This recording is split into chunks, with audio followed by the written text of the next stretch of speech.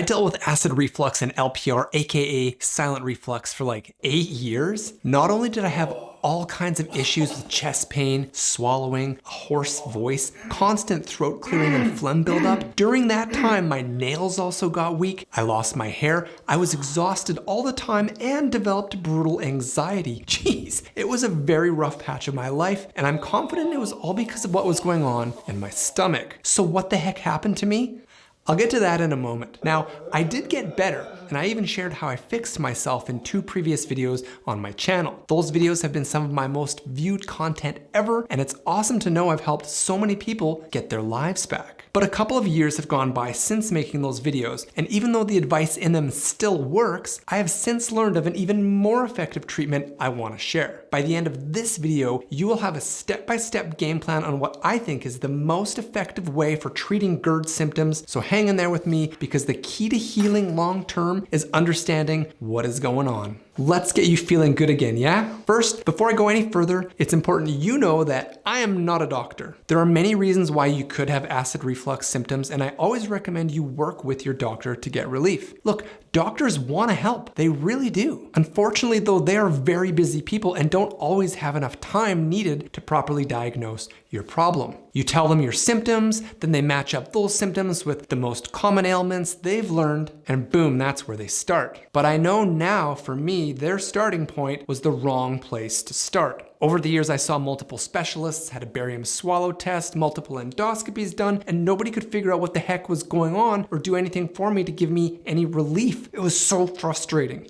I had to get to the bottom of it all myself. So, here's what I learned. Due to lifestyle choices, which I'll talk about shortly, I think most people suffer not from having too much stomach acid, but from not having enough stomach acid. Without enough acid, our stomach can't do a good job of digesting food. Then our lower esophageal sphincter relaxes, which allows weaker yet still powerful acid to rise up, causing all sorts of issues. I was always told I had GERD and was trying to treat high acid. Now, years later, after doing my own research, I believe I actually suffered from hypochlorhydria, which happens when your stomach does not release enough hydrochloric acid. You know, the exact opposite problem of what they told me I had. No surprise I didn't get better following their advice. Let's quickly look at some of the common symptoms of hypochlorhydria. Hypochlorhydria. Too full after meals, indigestion, bloating, nausea, heartburn. I mean, no wonder so many doctors misdiagnose this. If you tell your busy doctor you have had heartburn for a long time, what do you think they'll do? They'll say, you have high acid and take these PPIs, then we'll see how it goes, because that's common knowledge. Well, if you actually have low acid like I did, those powerful drugs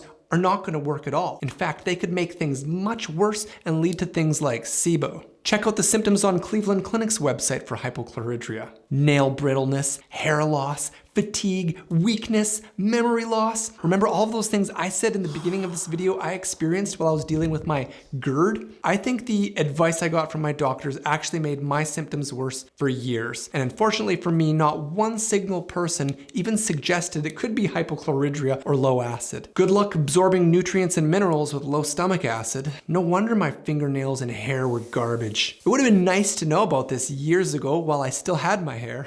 Okay. You are in pain right now. What do you do? The first thing you need to do before anything else is figure out what your problem is. Do you have high acid or do you actually have low acid? And there's a super easy test you can do on your own to give you an idea of the problem. And that's the old burp test, which I talked about in my GERD video, which I will link up here and in the description below. Basically, you want to cause a reaction in your stomach to see what happens. When you add sodium bicarbonate to acid, it reacts, it bubbles and creates gas. So when you drink water with baking soda, if you have high acid, the baking soda will react with it and you will burp right away. If it takes longer than a couple minutes to burp, or you just never do, that is a sign you might have low acid. I never burped when I do the test. So before you start doing anything, I recommend doing this burp test to get an idea of your problem. First thing in the morning, mix a 1/4 teaspoon of baking soda with 4 to 5 ounces of water and see what happens. Now the burp test might not be 100% accurate, but it's a starting point and I'm a big fan of it. You don't want to add more acid to your stomach if you have high acid, and you don't want to reduce acid if you have low acid. This is so important. You do not want to go down the wrong direction like I did for so many years. You will not heal. I'll assume, like me, you probably don't burp and have low acid and you need to add acid. Should you use apple cider vinegar like I mentioned in my previous video? While it did help me and many others, no, I don't recommend that route anymore. Instead, I recommend that you increase the acid in your stomach with betaine HCl with pepsin. BETAINE.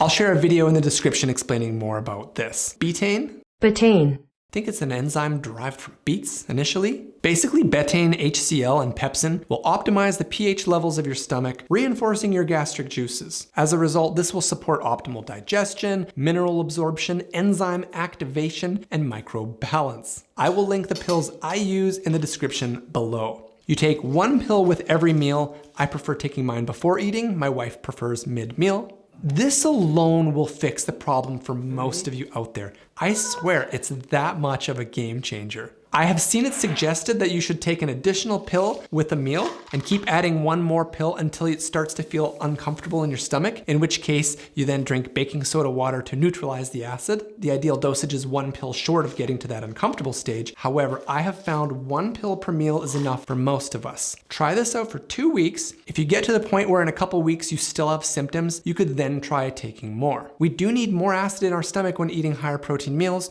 so keep that in mind. Start with 1 pill per meal. You will start feeling better in no time. Getting your stomach acid back on track is the most important step towards treating your symptoms, but there are many other factors to consider when truly fixing this issue so it doesn't come back or remain constant in your life. Let's go over the most important ones right now. First, let's talk about stress. I know this is a weird place to start, but I think for some people this might be the most important thing of all. The brain-gut connection is crazy. For example, what happens when you get nervous? You get butterflies in your stomach, right? Worrying about something in your brain causes physical distress elsewhere in your body. So what happens if you're worried all the time? Well, let me tell you, because I know firsthand, you feel like you have a constant pit in your stomach. In fact, mine became so constant, I literally didn't know if it was actually something wrong with my stomach or because I was worried all the time. Now imagine you go to the doctor telling them you have stomach pain all the time. What do you think they will do? They will give you medicine to fix your symptoms, right? But since these symptoms are a result of worrying, will the medicine actually help or maybe make things worse? It's tricky, right? I'm not saying this is your problem, but stress leads to so many crazy phantom problems. And in case you haven't yet, learning to properly deal with stress might help relieve a lot of your GERD symptoms in your body. I'll share how I dealt with stress at the end of this video. Moving along, let's talk more about lifestyle choices and how they might affect you. Do you drink a lot of alcohol or coffee? I feel like frequent alcohol use really messed up my stomach and made it much harder for me to absorb nutrients and to properly digest my food. If you drink more than a few drinks in a week, it might be worth taking a break to see if your symptoms go away. I know it's tough to stop. I went 30 days without drinking and wow, at the end, I felt like $1,000,000. I don't think coffee is as bad, but if you start the day with 3 coffees on an empty stomach until lunch, I mean, maybe changing your morning routine might yield you some drastic results. What is your diet like? Do you eat large portions? Do you eat a lot of spicy food? Are you sensitive to any foods? I feel like I'm mildly sensitive to certain foods like gluten and dairy. Yeah, my favorites. But it's important to be mindful of this when you're considering why you have symptoms. I have chatted in the comments with some people who have had GERD symptoms from food allergies alone and fully cured themselves just from removing those foods from their diet. If you are a heavy bread or dairy user and you deal with GERD, an elimination diet might be a game changer for you. For me, I get way more phlegm buildup when I consume dairy, so if you get a lot of mucus, you might need to look at the foods you eat and drink every day and figure out if your body can still handle it. You know what took me 40 years to learn? How to properly chew my food. Yeah. In my whole adult life, I've always kind of been in a rush. I know that sounds stupid, but I move fast, and that includes wolfing down food. I eat like a duck. However, since going through all of this, now I'm trying to practice mindful eating whenever I can, and it's nuts. I literally feel the saliva being created in my mouth as I chew food. It's awesome, and I know it's aiding my stomach to properly digest that food. Plus, it just makes the food taste better. Eating and enjoying every bite and trying not to be distracted while eating is very important. Give it a shot. I know it's hard. Do you drink a lot of fluids with meals? Think about this. If you add liquid to acid, what happens? It dilutes it. And in this case, case, we do not want to lower the acid. You can drink a little, just don't gulp a liter of water every time you eat. It'll make it harder to properly digest your food. Do you move around after you eat? I do my best now to make sure I get in at least a little movement after I eat to keep those smooth muscles moving and contracting. If you eat food then lay down, for example, and you already have a weak lower esophageal sphincter, you are going to be in a world of pain. I used to always eat in bed to make sure I was never hungry while going to sleep. Then I always wondered why I had brutal chest pain the next day. It makes sense when you think about it though, right? You don't want to fill up a balloon and turn it sideways while it's full. Relieving symptoms while it's important, it doesn't necessarily fix your problem, and that's what we have to figure out for you, why you have this problem in the first place so you can make sure it never happens again. And that's why I've been talking about all this stuff. For me, after years of thinking about it, here's why I think I developed stomach problems in the first place. My dad passed away, then shortly after we had our first baby, and I was extremely stressed out. And to be honest, I never really learned how to properly manage stress. Plus, I drank a lot of alcohol. In fact, drinking alcohol, I would say, was how I coped with that stress, which is maybe the worst thing that you can do. Not to mention I frequently ate giant portion sizes, didn't chew my food properly, ate too close to bedtime. No wonder my stomach was all messed up. I also developed laryngopharyngeal reflux, or silent reflux back then, and had throat pain and trouble swallowing for years. But once you deal with the underlying GERD,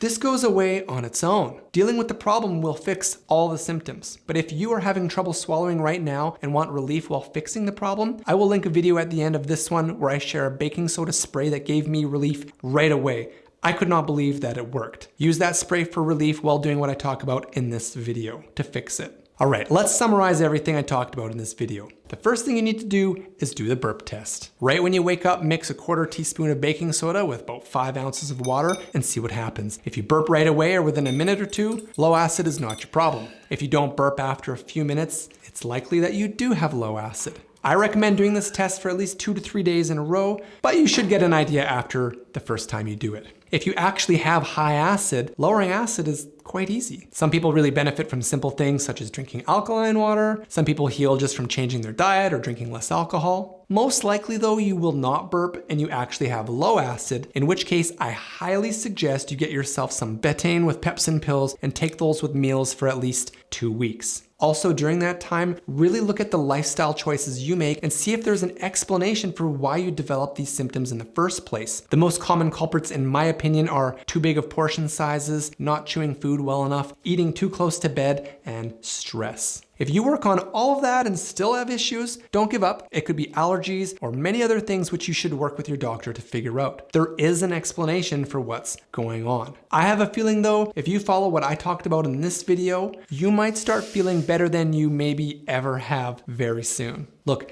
dealing with GERD is frustrating, especially when it feels like you've tried everything. But don't lose hope. Have hope. I'm hopeful for you. 2 quick things I forgot to add into this video. Number 1, I don't recommend taking BETAINE if you have an ulcer. And number 2, I also don't recommend taking it if you are on PPIs right now. When I was on PPIs, I weaned off them before I started to reintroduce acid into my stomach. It worked for me, it made sense for me, so do what makes sense for you. So that's it. I hope this video has helped you. If you find it does in fact change your life, you can support the channel by liking the video, commenting, or even sending me a super thanks. I mean, I'm not doing this for the money, but I do put a lot of time and energy into growing this channel and making videos like this. So if you are able to help support the channel in any way, I would highly appreciate it. If you want to learn more about the book that helped me deal with my almost lifetime of stress and worry, I will share the review I did on that book here. If you want to watch the video I made on the magical spray to relieve the sore throat I got from silent reflux, check out this video here. I will put my original GERD video here in case you want to learn more about that. And lastly, if you want to see more of me but want to see me talk about something else, maybe check this video out next. We'll see you next time on The Sad Life.